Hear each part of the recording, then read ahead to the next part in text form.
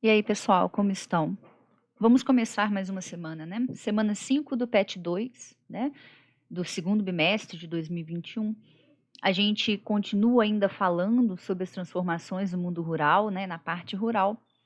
Os conteúdos relacionados nessa semana têm relação a ruralidades, a urbanização, agroindústria, cidade e atividades econômicas. Já deixo de antemão que é um texto um pouquinho chato de ler. Então, aconselho vocês a assistirem esse vídeo para conseguirem entender um pouco aí o que esse tema quer dizer para a gente. Qual que é o tema? O tema é a relação entre o urbano e o rural. E a partir daí a gente vai estabelecer alguns conceitos importantes, tá? Qualquer coisa que esteja além do que o texto mostra e propõe para a gente, eu colocarei algumas atividades complementares aí, alguns vídeos complementares. Vamos dar uma olhada aqui. Ele começa falando: urbano e rural são duas dimensões de um mesmo espaço geográfico, e suas relações inserem-se no contexto da divisão territorial do trabalho. O que ele quer dizer aqui para a gente? Ele está separando a área urbana, a cidade, da área rural, o campo. E ele fala que essa divisão, mesmo que exista os dois em um mesmo espaço geográfico, em uma mesma superfície, a gente vai ter uma divisão por conta do trabalho que é exercido neles. Nas áreas urbanas, as atividades econômicas são relacionadas ao comércio e serviços e à indústria. Já na área rural, no campo, as atividades econômicas são voltadas para a agricultura, pecuária e extração mineral. Ou seja, existe uma divisão territorial do trabalho. Por isso que eu grifei aqui para vocês, tá? Então, urbano tem as atividades econômicas diferentes do que o rural. Continuando o texto, o espaço geográfico é constituído pelo rural e pelo urbano, ou seja, pelas áreas densamente habitadas das cidades, de um lado, e pelas áreas de atividades agropecuárias e também de produção extrativista ou reservas naturais de outro. Então, assim, complementou o que eu disse para vocês, né? Então, está dizendo que existe os dois, cada um vai ter as suas características específicas. Sendo assim, cada uma dessas áreas possui suas próprias características socioespaciais, mas também possui múltiplas interrelações. Então, a área urbana vai ter as suas características sociais e vai ter a sua configuração espacial de um jeito, a área rural também vai ter a sua, tanto que a gente consegue distinguir o que é cidade e o que é campo, né? Quem mora na cidade e já foi na área rural sabe que é diferente. Quem mora na área rural e já foi na cidade também sabe que é diferente. Mas uma coisa ele fala aqui, ó, no finalzinho, possui múltiplas interrelações. Então, a cidade, ela se relaciona com a área rural e vice-versa. A gente tem uma interrelação. E é isso que ele fala aqui pra gente. Que interrelação é essa? Interrelação, por exemplo, das próprias atividades econômicas, né? A região da cidade, as pessoas que vivem dentro da área urbana, elas usufruem e utilizam dos produtos que são produzidos no campo. E do mesmo jeito, a área rural, ela utiliza de produtos que são feitos na cidade, por exemplo, maquinários, insumos agrícolas, fertilizantes, adubos. São coisas, por exemplo, que mostram uma interrelação. Aí no segundo parágrafo, portanto, hoje já não seria mais possível pensar o mundo ou o espaço rural sem admitir que um mesmo espaço é sempre um espaço plural, onde há diferentes formas de se identificar com o território. O espaço plural é isso, né? Aquele local que não tem mais uma separação. Um está lá e o outro está aqui. Não, existe uma correlação, uma interrelação entre essas coisas. Então é plural, é de múltiplas coisas, muitas coisas, né? Aí ele fala aqui, ó, seja através da produção, do emprego, da ocupação, do patrimônio, da residência secundária, do lazer, do turismo. Aqui, por exemplo, né, tem pessoas que têm a residência na cidade e tem uma granja, né, um sítio, uma areazinha ali, uma residência secundária em área rural que passa as férias. Aqui a questão do turismo, né, das pessoas irem conhecer as paisagens, né, tanto naturais quanto culturais de determinado local, tá? Tem vários aqui. Esta ausência de identificação de um grupo com o espaço conforma a chamada desterritorialização. Isso daqui, esse finalzinho, a gente tem que pôr um parênteses, tá? Não tem relação com o que está falando aqui em cima. O que está falando aqui em cima é um outro significado que a gente chama de multiterritorialidade. Desterritorialização acontece. O que é desterritorialização? Primeiro, o que é territorialização? Território. É quando existe um grupo de pessoas ou um grupo político ou um grupo que seja qualquer tipo de indivíduo que vai controlar aquele espaço. Um controle. Mas esse controle não necessariamente é um controle rígido. É assim, ela se sente parte daquele local e ela cria ali vínculos de controle, mas é um controle, às vezes, de fazer parte daquilo ali. Quando ela perde esse vínculo, ela perde esse controle, ela está sendo desterritorializada, tá? Mas no caso aqui, não existe ausência de identificação. Ele fala para a gente aqui que existe o quê? Existe um mesmo espaço com várias formas de se identificar. Então, não é desterritorialização, é multiterritorialidade. Tem vários grupos de indivíduos que controlam aquela área de forma plural, de forma múltipla. A gente chama de multiterritorialidade. Esse finalzinho aqui a gente tem que refazer esse final, ele está muito fora de contexto. Vamos ver o terceiro parágrafo. Atualmente, o urbano e o rural formam uma relação socioeconômica e até cultural bastante ampla, muitas vezes se apresentando de forma não coesa, ou seja, não é uma coisa muito juntinha, não é uma coisa muito, né, um anda certinho com o outro, e profundamente marcada pelo avanço das técnicas e pelas transformações produzidas a partir dessa conjuntura. Então, ele fala que a área urbana e a área rural, elas são comuns, elas são duas áreas que se comunicam. Às vezes, não de forma coesa, vai ter determinadas cidades que vão estar com as suas atividades econômicas urbanas muito mais aprimoradas do que a área rural, por exemplo. Às vezes é o contrário, né? E a gente vê que tudo isso acontece quando a gente avança tecnicamente, né? A gente melhora a forma de, né, transformar, né, o espaço em que a gente vive. Enfim, ele continua assim. Nessa relação, o espaço geográfico estrutura-se em toda a sua complexidade e transforma-se em reflexo e condicionante das relações sociais e naturais, denunciando as marcas deixadas pelas práticas humanas no meio que se estabelecem. Ele está falando, então, que depois dessa relação socioeconômica entre a área urbana e o rural, o espaço que a gente vive, que é o espaço geográfico, ele vai mostrar essas relações na paisagem. Ele vai mostrar para a gente as transformações que ocorrem, obviamente, com as transformações sociais, né? A gente tem uma sociedade muito diferente de 100 anos atrás. E a paisagem vai mostrar essa evolução também. Tá? É mais ou menos isso que ele fala aqui. Todavia, entretanto, este fenômeno não anula a referência espacial. Antes, instaura uma forma de concorrência entre espaços locais ou regionais que devem se tornar e se tornam jogadores dentro de uma série de jogos sociopolíticos e socioeconômicos. O que ele fala para a gente nesse iniciozinho aqui dessa parte do parágrafo? Ele fala que, de certa forma, as novas tecnologias, novas formas de viver, não vai anular aquilo que é antigo, ela vai coexistir, ela vai fazer parte junto, né? A gente vê, por exemplo, na cidade, várias regiões que mostram coisas bem mais novas, coisas mais antigas, elas coexistem, né? E a gente vai ter, então, essa relação extremamente complexa que existe nas cidades. Aí ele continua aqui, ó, fazendo valer suas potencialidades, em que as heranças ecológica, cultural, paisagística, social, ambiental acabam constituindo a diferença valorizada.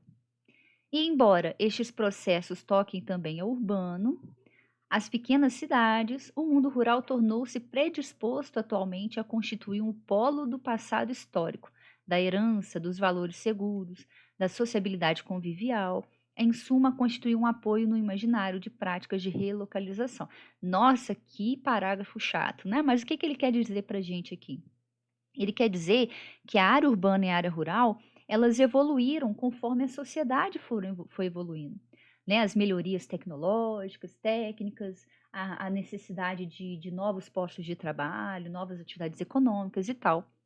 Mas no final ele diz que essa evolução da sociedade, né, da parte socioeconômica da sociedade e as atividades econômicas, não sumiu com aquela de certa forma, as características históricas que existem em áreas rurais e em áreas urbanas.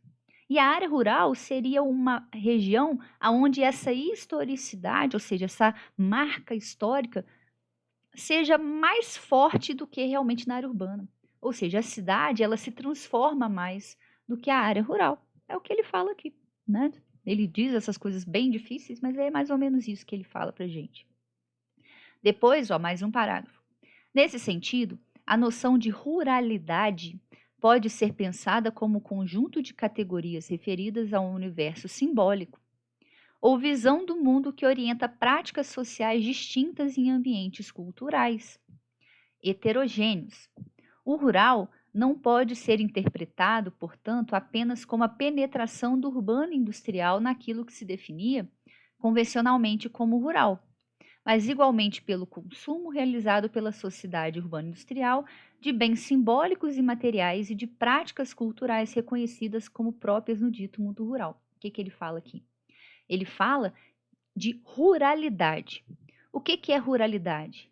É quando a gente tem uma simbologia daquilo que é feito na área rural, aquela visão de mundo do campo, tá? É a ruralidade, por exemplo, fazer a comida, por exemplo, em fogão de lenha, a utilização de coisas mais históricas, né? De, por exemplo, receitas de comidas que passam de pai para filho, né? De mãe para filha, né? De vó, mãe e filha, ou práticas que ainda são antigas, mas que ainda existem na área rural. A gente fala de ruralidade, né? Quando a gente vê, por exemplo, documentários na TV que mostram, né, a área rural, como as pessoas ainda vivem, né? Como que é feita a partilha da carne, aquelas coisas.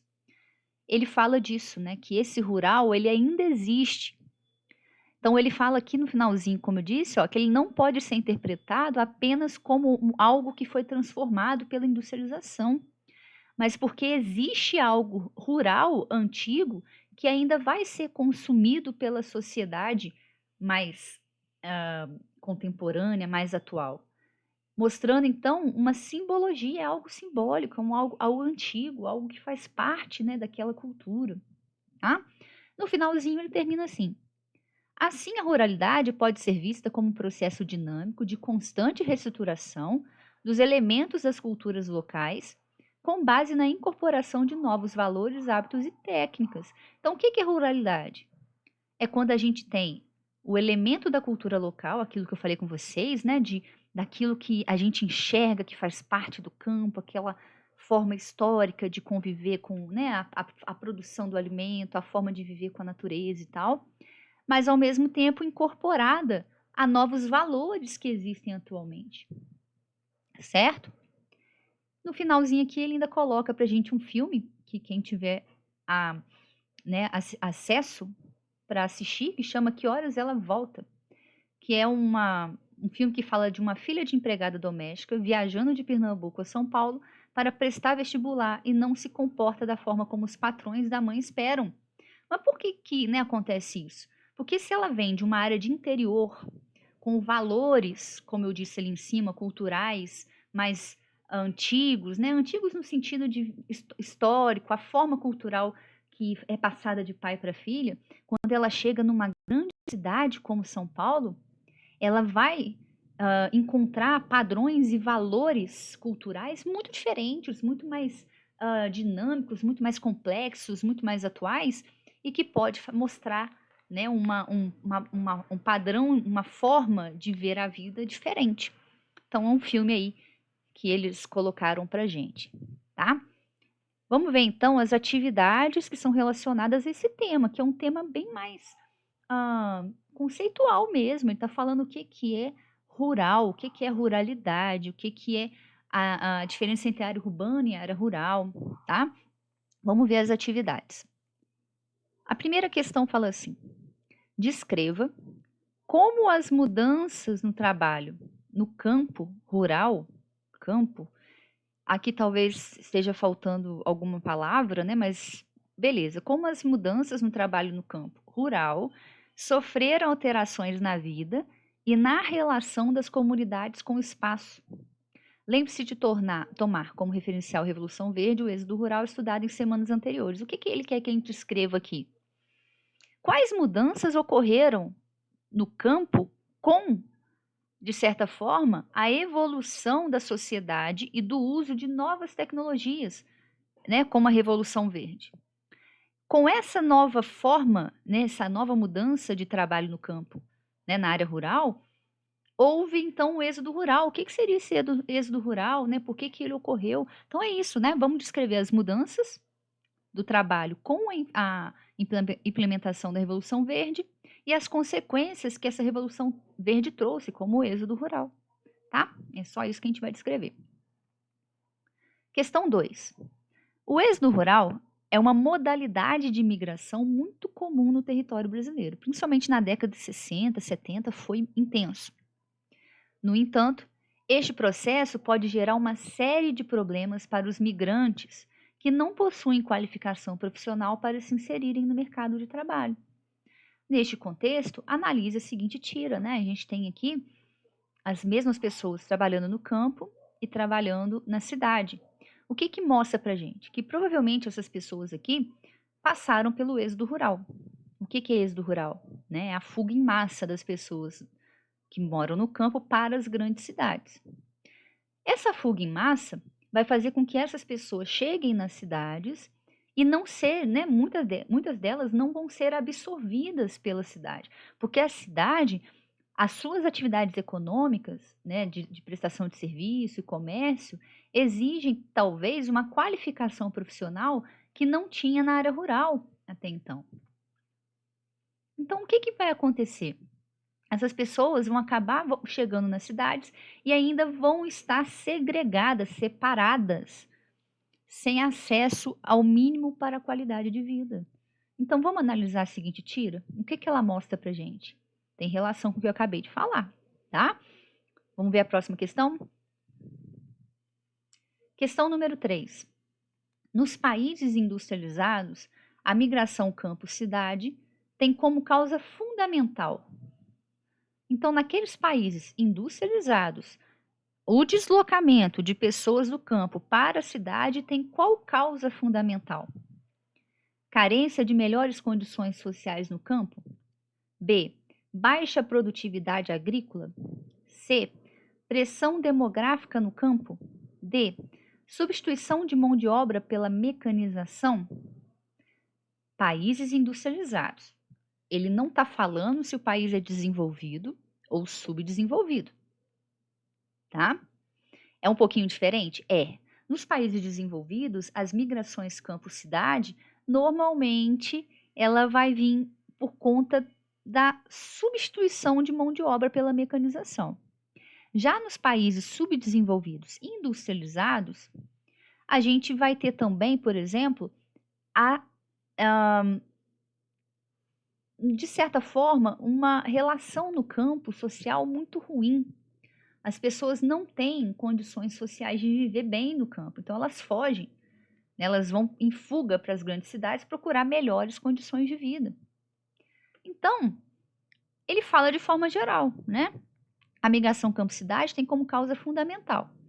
Pode ser a A, pode ser a D. Pressão demográfica no campo não existe, a gente não tem pressão demográfica em área rural, a gente tem mais em área urbana. Baixa produtividade agrícola também não, porque em países industrializados, normalmente vai ser inserida a Revolução Verde e a produtividade agrícola vai aumentar. Então é a A ou a D. No caso aqui, como ele não especifica, de certa forma, a gente pode colocar qualquer uma das duas, tá? Mas tem essa relação, tá? A letra A é mais para países industrializados subdesenvolvidos, mais pobres. A letra D é mais comum em países desenvolvidos, industrializados, né? Porque a gente vai ter. Pode existir isso aqui também no subdesenvolvido? Pode, mas é mais comum a fuga por conta das melhores condições sociais, tá? Então a 3 ela pode gerar essa dúvida, porque ele não especifica, tá bom? Vamos ver a número 4. Nas regiões subdesenvolvidas ocorrem dois tipos de êxodo rural, de fuga do campo. Regiões subdesenvolvidas, então ele já está explicando para a gente que são regiões pobres. 1. Aquele provocado pela modernização da agricultura e consequente liberação da mão de obra, que tem relação com essa letra D aqui da número 3. E 2. Aquele provocado pela manutenção de formas antiquadas de produção que detém como consequência o empobrecimento geral da população, que tem relação com a letra A do número 3.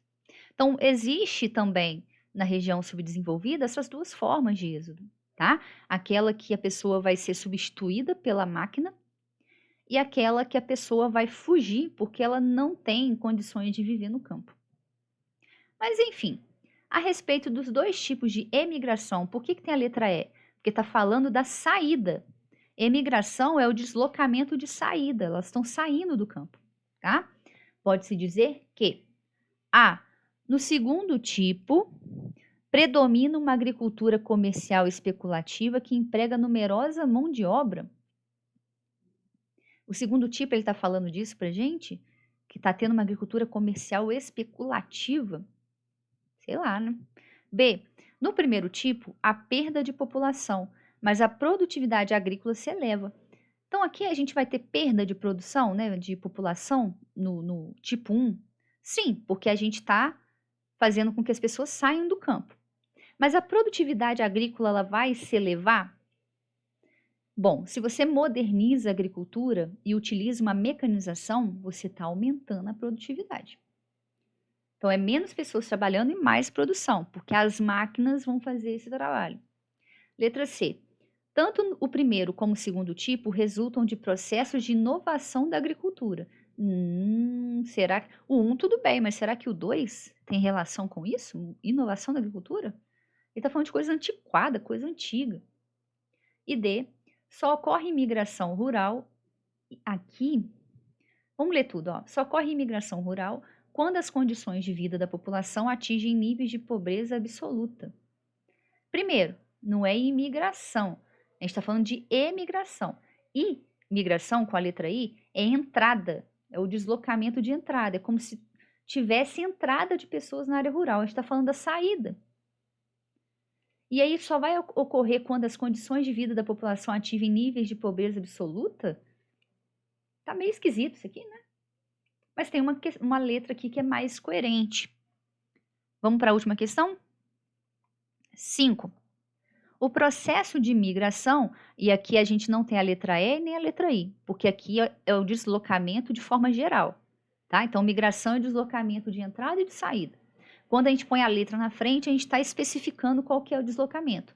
E, migração com E, é saída, I é a entrada. Então, o processo de migração é resultante de vários fenômenos políticos, econômicos e sociais, os quais modificam as sociedades.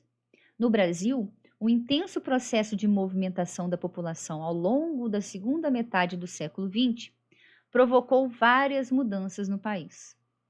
A principal consequência desse movimento da população nacional foi o aumento da população urbana brasileira.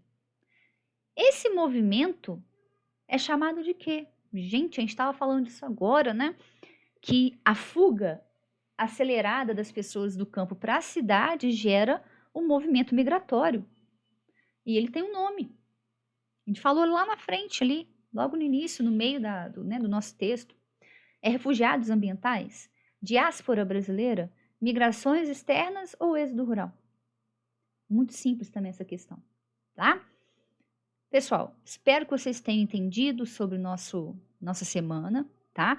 É um texto um pouco chatinho de ler, né? Porque ele é muito conceitual, mas é para a gente entender a diferença, né, entre a área rural e a área urbana, tá?